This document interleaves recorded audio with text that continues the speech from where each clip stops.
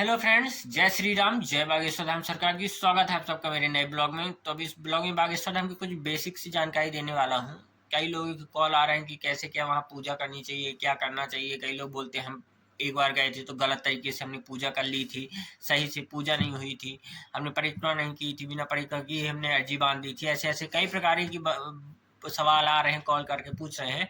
तो देखिए, अपना अपना भाव होता है कि आप किस तरीके से पूजा करते हैं, क्या चढ़ाते हैं क्या नहीं। चढ़ाने को 56 भोग भी कई लोग चढ़ाते हैं, न चढ़ाने के लिए किसी के पास नहीं 56 भोग का, वो कुछ नहीं चढ़ाता, वो अपने भाव प्रकट करता है।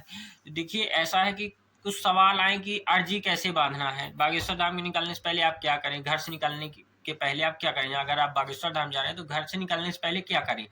तो देखिए, आप घर से निकलने से पहले तो सबसे पहले करिए लहसुन प्याज का त्याग कर दीजिए। लहसुन प्याज आप घर से ही छोड़ के आइए, वो ज़्यादा उचित रहेगा।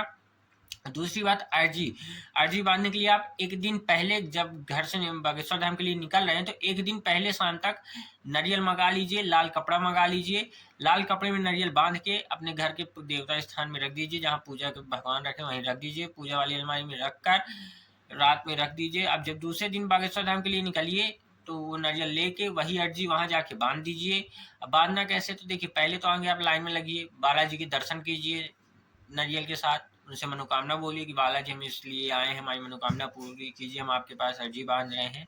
हम आपके, आप हमारे, जो गुरु जी की भाषा है, हम आपके और आप हमारे हुए। आज से अर्जी बांधने के बाद अब कई लोग पूछते हैं कि 21 परिक्रमा, नारियल को लेके 21 परिक्रमा करना होता है, उसके बाद अर्जी बांधे। तो देखिए, ऐसा है कि अपने अपने भाव हैं, जो जैसी पूजा करना चाहे वो वैसी पूजा कर सकता है। वहाँ पूजा का कोई नियम नहीं कि हाँ ऐसी ही पूजा करनी है, 21 परिक्रमा करना ही करना है। ऐसा कुछ लोग हैं जो नहीं कर सकते परिक्रमा, नहीं चल ही नहीं पा रहे हैं, तो वो बेचारे क्या करें, उनकी अर्जी स्वीकार नहीं होगी। लेकिन हाँ, पता चला आप 21 परिक्रमा किए हैं, आपकी अर्जी न स्वीकार हुई, जो कुछ नहीं किया उसकी अर्जी स्वीकार हो जाए।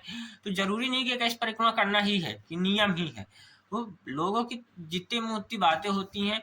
हमारा तो हम एक साल से जा रहे हैं, 2 बार पर्चा बना, हम एक बार भी परिक्रमा नहीं किए, ना हमसे हो पाती परिक्रमा। देखिए, बहुत लंबा है, क्या है वहाँ पत्थर ही पत्थर रहते, पैर में गड़ते हैं, तो हम बिना चप्पल के चल नहीं पाते, तो हम पैर गड़ते हैं। तो हमने परिक्रमा नहीं की, हमने ऐसे ही गए, हम बालाजी के दर्शन किए और अर्जी बांधी।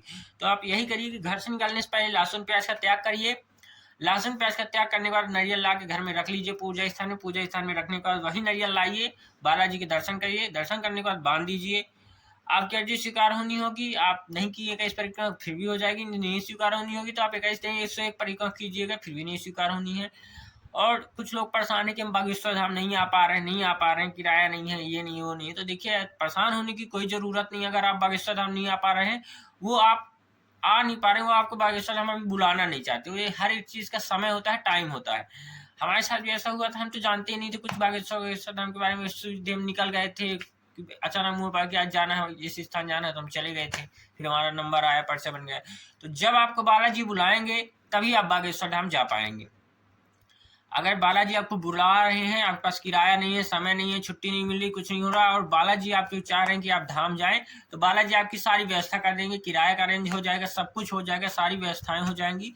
तो आप जाएं। अगर बागेश्वर धाम नहीं पहुंच पा रहे हैं तो अभी फिलहाल के लिए तो आप एक बागेश्वर धाम की फोटो की व्यवस्था कर लीजिए, मंगवा लीजिए, किसी से प्रिंट आउट निकलवा लीजिए, अपने MP ऑनलाइन जाके वहीं मोबाइल से प्रिंट आउट निकलवा लीजिए, उसकी पूजा कीजिए, फोटो धर के नारियल चढ़ा दीजिए, हनुमान चालीसा का घर में पाठ कीजिए, मंगलवार के मंगलवार 11 बार हनुमान चालीसा का पाठ जरूर करें। इससे हो सकता है शायद मनोकामना पूरी हो, मेरी हुई थी, मैंने ऐसा किया था। तो ऐसी ऐसी पूजा करिए। और घर से निकलने से पहले लहसुन प्याज त्याग दीजिए, वहां जाइए। जरूरी नहीं कि 21 परिक्रमा कीजिए, आप ऐसे भी अर्जी बांध सकते हैं बालाजी के दर्शन करने के बाद। अब वहां से लौट, अब आपके सवाल होगा कि लहसुन प्याज कब तक ना खाएं। तो देखिए, लहसुन प्याज तो वैसे गुरु जी ने ही बताया कि जब तक मनोकामना पूर्ण ना हो जाए तब तक लहसुन प्याज नहीं खानी चाहिए, त्याग करना चाहिए। किसी किसी की मजबूरी है कि जो लोग हॉस्टल में रह रहे हैं, बाहर रह रहे हैं, शहर में ड्यूटी के लिए दूसरी जगह में रह रहे हैं, वहां नहीं मिल पा रहा, तो देखिए, ऐसे समय में कुछ नहीं किया जा सकता। ऐसे समय में यही कीजिए कि जो आपके भाव हो तब आप कन्या खिला दें और क्षमा मांग लें। आपकी अर्जी स्वीकार होना होगा तो हो जाएगी। तो बाहर है अगर तो नहीं छोड़ पा रहे तो कोई दिक्कत नहीं, लेकिन अगर घर में है तो घर में तो जरूर छोड़िए। घर का मेन माना जाता है, तो घर में लहसुन प्याज जरूर छोड़िए। बाहर का गुरु जी बोलेंगे कि चल जाएगा, लेकिन घर में नहीं चल पाएगा, तो घर में लहसुन प्याज जरूर त्याग करिए। लहसुन प्याज त्याग के बिना आपका वहाँ कोई नहीं, जब वहाँ का नियम का पालन नहीं करेंगे तो आपको वहाँ से क्या फायदा मिलने वाला है। और देखिए, कई लोग परेशान है पर्चा के लिए कि पर्चा के लिए हम इतने बार आए, गुरु जी से पर्चा नहीं बना। तो आप लोग एक बात नोटिस किए होंगे, गुरुजी को आप TV, mobile, YouTube video, Facebook जहां भी देखे होंगे, जितने लोगों का भी गुरुजी ने पर्चा बनाया सबको एक स्पेसी के लिए बोला है गुरुजी ने। तो देखिए जितने हैं जितने लोगों का पर्चा बना, मेरा 2 पर्चा बना, दोनों पर्चा में गुरुजी ने एक स्पेसी का बताया है हमें, और हमारे सामने भी कई लोगों को बताया। सबको ही जिसके जिसके पर्चा गुरुजी बनाते हैं सबको एक स्पेसी के लिए ही बोलते हैं। तो देखिए अगर आपका पर्चा नहीं बना है, बहुत ज्यादा परेशान है, आपके घर में बहुत दिक्कत है, बहुत प्रॉब्लम है, आप पेशी शुरू कर दीजिए, आपको पर्चे की जरूरत ही नहीं पड़नी है। देखिए पर्चा बना के गुरुजी क्या करते हैं, पर्चा बना के गुरुजी हम लोग को रास्ता दिखा देते हैं, आपके घर में ये परेशानी, आपकी परेशानी आपको बता देते हैं, लेकिन आपको तो परेशानी पता है ना, तो आपकी परेशानी आपको बता रहे हैं। उपाय क्या बताते हैं गुरुजी कि आप 21 पेशी कीजिए। अगर आप 21 पेशी करते हैं तो यकीन मानिए आपकी 21 पेशी कंप्लीट ना हो पाएगी, लेकिन आपकी समस्या जो है वो खत्म हो जाएगी, आपकी परेशानी हल हो जानी, मनोकामना पूर्ण हो जानी। तो आप पेशी जरूर करिए। पेशी में क्या करना है, देखिए मंगलवार को सुबह 6 बजे आरती के पहले वहां धाम पहुंचना है।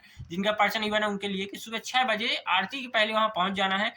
और वहां क्या होता है, वहां पेशी के दिन देखिए आप हर बार जाइए तो एक लाल कपड़े में नारियल लीजिए, बांध दीजिए, 30 रुपए की मिलती है, घर में ही मंगा के घर से ही लिए जाइए हर बार। वहां जाके बालाजी के दर्शन कीजिए लाइन में खड़े होकर, फिर उसके बाद नारियल अपनी अर्जी के रूप में बांध दीजिए। हर बार जाइए तो हर बार अर्जी बांधिए, आपकी मनोकामना जरूर पूरी होगी। तो पेशी में कोई वहां आपका नाम दर्ज हो, ये सब वहां कुछ नहीं होता, सिर्फ आपको आरती में शामिल होना है। अब आप कहिए कि अब आरती में कैसे, कई लोग ऊपर मंदिर में पहुंच जाते, कई लोग नहीं पहुंच पाते, नीचे रहते, तो इससे मतलब नहीं, आप लाइन में खड़े होने चाहिए बस। अब ये नहीं कि आप वहीं मंदिर के पास रूम लिए किराए से, आप वहीं से लेटे लेटे आरती में शामिल हो रहे हैं, ऐसा नहीं माना जाएगा, आपको लाइन में खड़ा होना पड़ेगा। तो पेशी करना ये होती है। जिनका पर्चा बन गया है उनको तो पता ही पेशी कैसे करना पड़ता है, उनको तो टोकन वोकन लेना पड़ता है, उनके लिए एक दिन पहले ही जाना उचित रहता है। बाकी जिनको पर्चा नहीं बना है वो सिर्फ मंगलवार को अगर सुबह 4-5 बजे पहुंच जाते कोई दिक्कत नहीं है, लेकिन उनको पेशी करिए। जिनका कई लोगों का फोन आया कि भैया हम बहुत परेशान है, गुरुजी से मिलवा दीजिए, बात करवा दीजिए। तो देखिए हम कौन है गुरुजी से बात कराने वाले, हम कोई नहीं, हम एक छोटे से तुच्छ से गुरुजी के भक्त हैं। हमारी इतनी औकात नहीं कि हम आपकी गुरुजी से बात कराएं, कि आपकी गुरुजी से मुलाकात करा दें, कि आपका पर्चा बना दें, हमारी इतनी औकात नहीं है। हम भी आप लोगों के जैसे भक्त ही हैं, बस ये है कि आप लोग अनजान हैं, हम जानते हैं वहाँ के बारे में, हम जानते गए हैं, तो हम आपको वही अपनी जो जानकारी है वो आप तक फैला रहे हैं। तो आप लोग भी जाइए, जरूर जुड़िए बागेश्वर धाम से, बहुत ज्यादा आराम लगेगा आपको। हमारे यहाँ तो ऐसी कंडीशन थी कि मरते हुए इंसान को हमारे गुरुजी ने बचाया है। जो हमारे घर की सिचुएशन थी, तो हमारी बहन मरती हुई कंडीशन में थी, तो हमारे गुरुजी ने उनको बचाया है। तो हमारा तो गुरुजी का बहुत बड़ा एहसान है, वो बहुत बड़ा एहसान हमारे ऊपर किए हैं। आप लोग भी जाइए, जुड़िए, धाम घूमिए, और जो भी जानकारी चाहिए हो तो व्हाट्सएप मैसेज कीजिए, कॉल कीजिए, लेकिन आगे पूरी वीडियो देखिए। आप हमारे यूट्यूब की चैनल सब्सक्राइब करके ऊपर की 7-8 वीडियो देखिए, आपको पूरी जानकारी लग जाना। अगर उसके बाद जो जानकारी ना हो तब आप कॉल करिए। आप लोग वीडियो नहीं देखते हैं, नंबर दे दिए तो सीधे कॉल कर मारते हैं। हाँ, तो कॉल करने से पहले आगे आप वीडियो देख लीजिए, पूरी जानकारी लीजिए, फिर उसके बाद कॉल कीजिए, तो हम पूरी जानकारी देंगे। कई लोग को भी यही नहीं पता कि टोकन सिस्टम बंद हो गया है। क्यों नहीं पता? क्योंकि आप लोग वीडियो ही नहीं देखते हैं, कॉल कर देते हैं सीधे भैया टोकन टोकन टोकन कब मिलना है। आगे पूरी वीडियो देखिए, पूरी जानकारी लीजिए, जब जो चीज समझ में ना आएगी उसके लिए हमने नंबर दिया है। कई लोग तो बागेश्वर धाम के नाम से नंबर दिए, लगता भी नहीं है। अब हमने नंबर दिया है, लग रहा है हम आपको जानकारी दे रहे हैं, तो आप लोग उसका गलत फायदा उठा रहे हैं। तो आगे पूरी वीडियो देखिए, जानकारी लीजिए, फिर जो चीज समझ में ना आए तो आप कॉल करके पूछ सकते हैं। तो आज की ब्लॉग में बस इतना ही। जय श्री राम, जय बागेश्वर धाम सरकार की।